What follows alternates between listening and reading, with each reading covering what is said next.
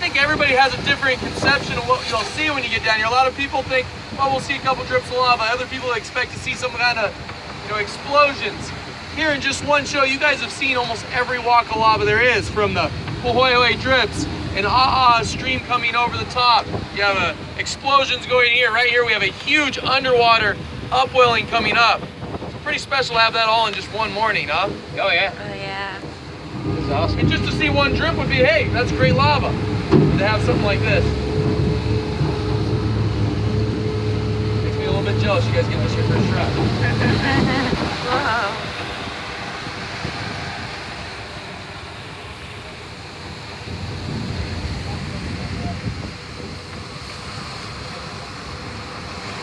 Wow, look at that. Yeah.